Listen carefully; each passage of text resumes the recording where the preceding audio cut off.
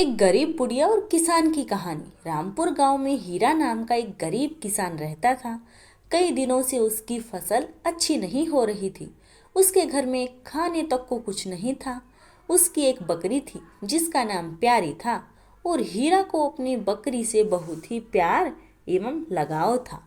कई दिनों से हीरा के खेतों में फसल ना होने के कारण हीरा के घर में अब एक भी अनाज का दाना नहीं था। हीरा की पत्नी बोली, देखिए जी, आज कई दिन हो गए हैं लेकिन घर में कुछ भी खाने को नहीं है। अगर ऐसे ही चलता रहा तो हम भूखे मर जाएंगे। कई दिन हो गए हैं और पेट में भी एक अन्न का दाना नहीं गया है। तुम हमारी प्यारी बकरी को तो रोज जंगल ले जाकर घास फूस खिला लाते हो ना। ये बकरी तो घास खाकर गुजारा कर लेगी, मगर तुम और मैं कब तक भूखे रहेंगे। मेरी तुम्हें कोई भी फिक्र नहीं है। मेरी भूख का तो ख्याल रखो। ना जाने वो दिन कब आएगा जब 2 वक्त की रोटी नसीब होगी। अब मुझसे और नहीं सहा जाता, बताए देती हूँ। हीरा बोला, अरे भाग्यवान, तुम तो जानती ही हो मेरी मेहनत में कोई भी कमी नहीं है। अपने खेत में जो भी फसल बोता हूँ वो सही ढंग से होती ही नहीं है। हर बार फसल खराब हो जाती है। अब तुम ही बताओ मैं क्या करूं। लेकिन तुम चिंता मत करो, भाग्यवान, जल्दी ही कोई न कोई रास्ता जरूर निकल जाएगा। हीरा की पत्नी बोली, अगर जल्दी से तुमने कुछ नहीं किया तो मैं ही तुम्हारी ये टूटी फूटी झोपड़ी छोड़कर मायके चली जाऊंगी। बताई देती हूँ। अगली सुबह हीरा अपने खेत में चला जाता है। उसकी बकरी उसकी झोपड़ी में ही बंधी होती है और वह काफी चिल्ला रही होती है। हीरा की पत्नी, अरे क्या हुआ, क्यों चिल्ला रही हो इतना सुबह सुबह। मैं कहती हूँ चुप हो जाओ। अच्छा, तो तू ऐसे नहीं मानेगी। आज तो मैं तुझे अच्छा सबक सिखाऊंगी। आज तो तुझे बेचकर कुछ पैसे ही हाथ आ जाएं। मेरे बस में तो उन पैसों से बाजार जाकर घर का सामान ले आऊंगी। इतने दिनों से अच्छा भोजन नहीं खाया मैंने। अब तू ही काम आएगी मेरे। इसके बाद हीरा की पत्नी बकरी प्यारी को एक चराहे पर के पास बेच देती है और बदले में कुछ पैसे लेकर खुश हो जाती है। शाम को हीरा जब खेत से वापस आता है और देखता है कि उसकी प्यारी बकरी झोपड़ी में नहीं है तो वह बहुत ही दुखी हो जाता है। तभी हीरा देखता है कि उसकी पत्नी बैठकर खूब सारी जलेबियां और समोसे खा रही होती है। हीरा की पत्नी, अरे वाह, बहुत ही स्वादिष्ट, वाह वाह, बहुत ही मज़ेदार, आज तो मज़ा ही आ गया, वाह, कितने दिनों बाद आज पेट भरा है मेरा तो। हीरा बोला, अरे भाग्यवान, आज इतनी सारी जलेबियां और समोसे कहाँ से आई? और मेरी प्यारी कहीं नजर नहीं आ रही। आखिर कहाँ है प्यारी? हीरा की पत्नी बोली, अरे ये जलेबियां और समोसे पास वाली बिमला देकर गई है। वाह, बड़े मज़ेदार है। और भला मुझे क्या पता तुम्हारी प्यारी कहाँ है। गई होगी जंगल में कुछ चरने। अब भला यहाँ तो उसे कुछ खाने को मिलता नहीं। जाओ, जाकर ढूंढो अपनी प्यारी को। हीरा, अरे प्यारी तो कभी अकेली जंगल में जाती ही नहीं है, हमेशा मेरे साथ ही जाती है। फिर भला उसे आज क्या हुआ, जाकर देखता हूँ उसे। अब हीरा बहुत दुखी हो गया और पत्नी मन में बोली, जाओ जाओ ढूंढो अपनी प्यारी को। उसे बेचकर ही तो मुझे आज जलेबी और समोसे खाने को मिले हैं और 10 दिनों का मैंने खाने का सामान भी भरवा लिया है। यह सब करके हीरा की पत्नी बहुत ही खुश थी और हीरा दुखी होता हुआ सोच रहा था कि मेरी प्यारी कहाँ चली गई है। मेरी प्यारी ठीक तो होगी ना। जाने इस जंगल में कोई जानवर तो उसे खा नहीं गया। अरे प्यारी, अरे प्यारी, तुम कहाँ चली गई? इधर उधर ढूंढते हुए हीरा को अचानक उसकी प्यारी बकरी नजर आती है। वह कुछ देर हीरा को देखती है और फिर भागने लगती है। हीरा भी उसे देखकर उसके पीछे भागने लगता है। हीरा बोला, अरे प्यारी रुको तो सही, आज ये क्या हुआ है तुझे? मैं कहता हूँ रुक जा। अरे प्यारी क्या हुआ है? अरे रुक जा प्यारी रुक जा। लेकिन उसकी बकरी नहीं रुकी और वह जंगल की ओर भागने लगती है। भागते भागते वो एक सुंदर से पेड़ के पास आकर रुक जाती है। हीरा भी प्यारी के पास पहुंच गया और बोला, अरे प्यारी, तुम भी ना, तुमने तो मुझे डरा ही दिया था। ऐसे अकेले ही जंगल में तुम क्यों चली आई थी? अब से यहाँ वहाँ ढूंढ रहा हूँ तुझे, और तुम मुझे यहाँ क्यों लेकर आई हो? प्यारी तभी अचानक हीरा को एक बूढ़ी अम्मा के रोने की आवाज़ सुनाई देती है। अब हीरा थोड़ा हैरान हो जाता है और आगे चलकर देखता है कि एक बुढ़िया, जिसके बहुत ही लंबे लंबे घने काले चमकदार बाल थे, वह उसी सुंदर से पेड़ के पीछे बैठकर रो रही थी। हीरा बोला, अरे माँ, तुम रो क्यों रही हो? सब ठीक तो है ना? बुढ़िया बोली, अरे क्या बताऊं बेटा, मैं तो बहुत ही अभागी हूँ। इस जंगल में कई वर्षों से अपनी छोटी सी झोपड़ी बनाकर रहती थी, लेकिन कल रात एक ऐसी भयानक आंधी आई जिसमें मेरी सारी झोपड़ी तहस नहस हो गई। बेटा, मुझ दुखियारी का इस दुनिया में कोई नहीं है। अब मैं कहाँ जाऊँ बेटा? हीरा बोला, अरे अम्मा, तुम रोती क्यों हो? तुम दुखी मत हो अम्मा, तुम मेरे साथ मेरे घर चलो। लेकिन मैं तो बहुत ही गरीब हूँ। मेरे यहाँ तुम्हें 2 वक्त की रोटी भी मुश्किल से मिल पाएगी। बुढ़िया बोली, अरे वाह बेटा, तुम कितना नेक दिल इंसान है। आज से तू ही मेरा बेटा है। मैं बहुत बूढ़ी हो चुकी हूँ। तेरे घर जो कुछ भी मिलेगा मैं उससे ही संतुष्ट हो जाऊंगी बेटा। बस तू मुझे अपने साथ अपने घर ले चल। हीरा बोला, अच्छा तो ठीक है माँ, तुम मेरे घर में मेरी माँ बनकर ही रहना, मुझे बहुत खुशी होगी। घर पहुँचते ही हीरा की पत्नी हीरा के साथ बूढ़ी अम्मा को देखकर बहुत ही गुस्सा हो जाती है और बोलती है कि ओ हो, ये किसे सिर ले आए तुम? कौन है? हीरा बोला, बूढ़ी माँ, क्या तुम्हें दिखाई नहीं देता? हीरा की पत्नी बोली, आखिर मैं कहती हूँ, कौन है ये बुढ़िया और तुम्हारे साथ क्या कर रही है? ये हमारी माँ है और हमारे साथ ही रहेगी। हीरा चिल्लाता हुआ बोला, और इनका घर भी टूट गया है, अब ये हमारे साथ ही रहेगी। हीरा की पत्नी तमतमाती हुई बोली, क्या यह अम्मा आज से हमारे साथ रहेगी और खाएगी क्या? बोलो, जो भी रूखी सूखी रोटी हम खाते हैं माँ भी वही खा लेगी। इनका इस दुनिया में कोई नहीं है, इसलिए मैं इन्हें जंगल से अपने साथ ले आया। हीरा की पत्नी बोली, अरे वाह, यह भी कोई बात हुई भला?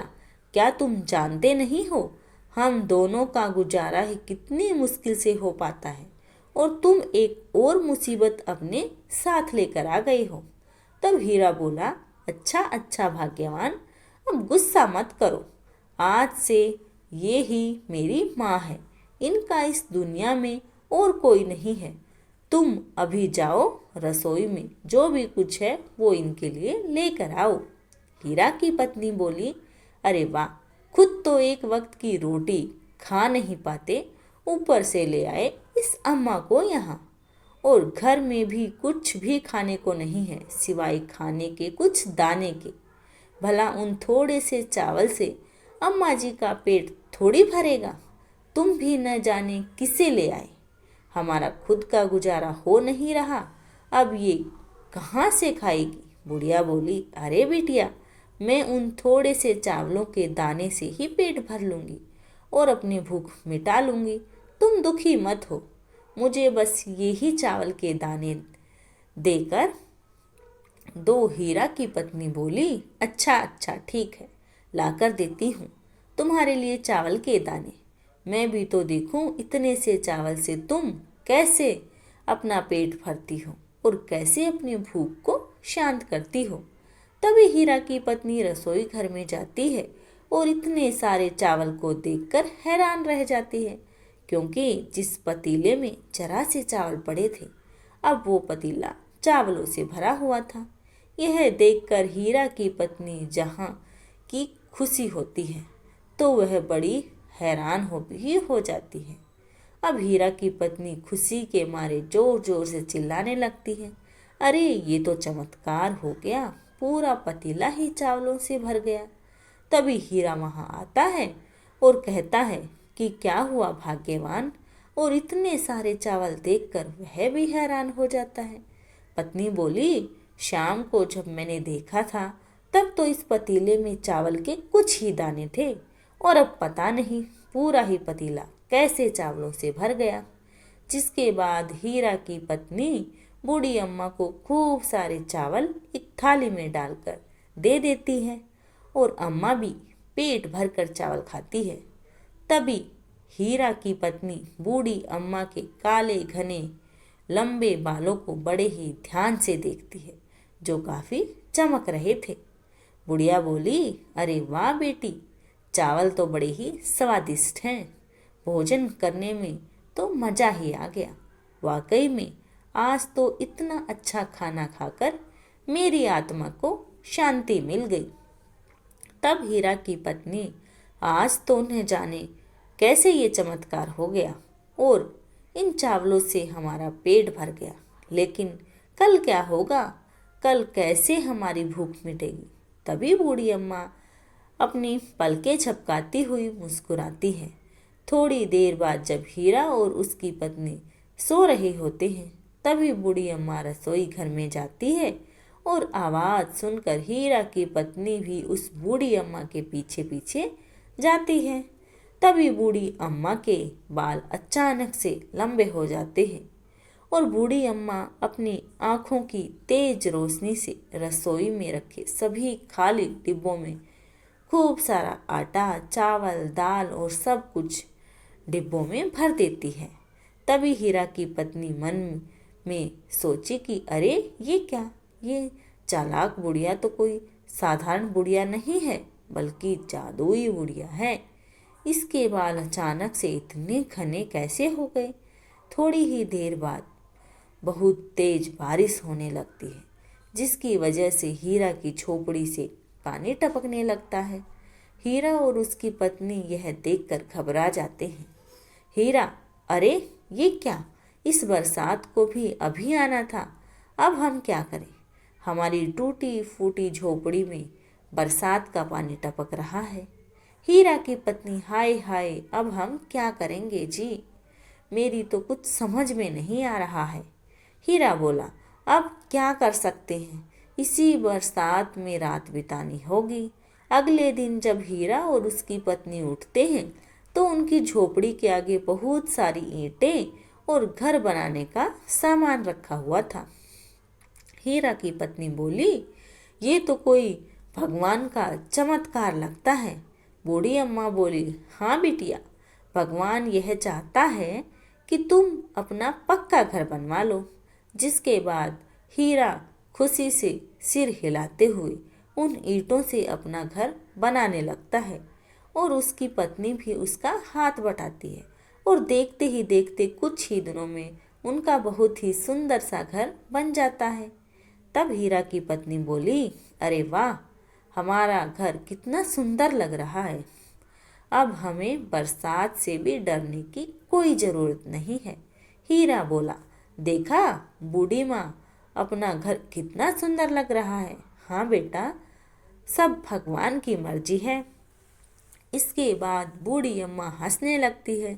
हीरा की पत्नी मन में ही, मुझे लगता है कि ये सारा जादू इस बुढ़िया का ही है, वरना इतना कुछ ऐसे नहीं होता। मुझे कुछ करना होगा, कहीं ऐसा ना हो कि ये चुड़ैल हो और हम दोनों को खा जाए। नहीं नहीं, मुझे जल्दी ही कुछ करना होगा।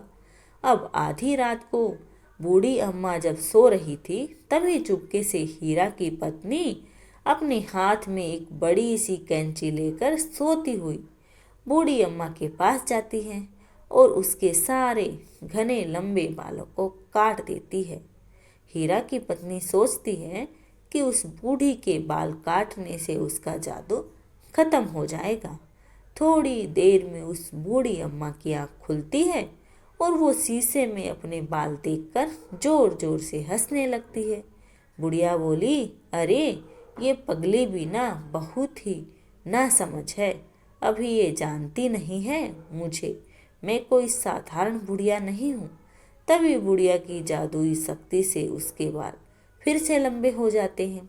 अगली सुबह जब हीरा की पत्नी बूढ़ी अम्मा को छुपकर देखती है तो वह हैरान रह जाती है। अरे ये क्या, इस जादुई चुड़ैल बुढ़िया के बाल फिर से आ गए, ये क्या हो रहा है? मुझे तो कुछ समझ नहीं आ रहा, ये तो कोई बड़ी ही मायावी चुड़ैल लगती है, इसका तो मुझे पता लगाना ही पड़ेगा। एक रात बूढ़ी अम्मा सो रही होती है और हीरा की पत्नी उसको छुप कर देखती है तो अचानक बूढ़ी अम्मा उठकर जंगल की तरफ जाने लगती है। हीरा की पत्नी भी उसके पीछे जाती है। तभी अचानक जंगल में एक तालाब के पास जाकर वह बूढ़ी अम्मा एक बहुत ही सुंदर लड़की बन जाती है जो बहुत सारे जेवर पहनी होती है।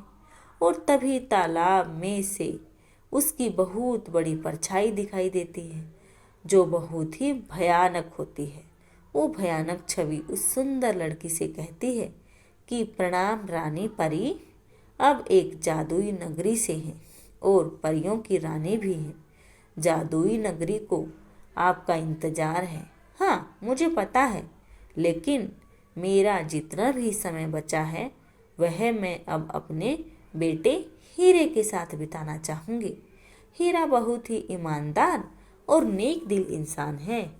मैं बहुत जल्दी ही जादुई नगरी आ जाऊंगी। भयानक छवि बोली, जी रानी परी, जैसी आपकी इच्छा, अब मैं चलती हूँ। हीरा की पत्नी, अरे इसका मतलब यह बूढ़ी अम्मा जादुई चुड़ैल नहीं बल्कि जादुई नगरी की परियों की रानी है। अरे वाह, कितने अच्छे भाग हैं हमारे। अब समझ में आ गया कि मैं इस परियों की रानी को ऐसे नहीं जाने दूंगी। थोड़ी देर बाद हीरा की पत्नी अपने घर आती है और हीरा को जगाकर उसे सारी बात बता देती है। हीरा बोला, अरे सच में वह जादुई परी है। यह सुनकर मुझे बहुत अच्छा लग रहा है, लेकिन मुझे यकीन भी नहीं हो रहा। हीरा की पत्नी, अरे सच में मैंने खुद अपनी आंखों से देखा है बूढ़ी अम्मा को परी रानी बनते हुए। धन्यवाद दोस्तों।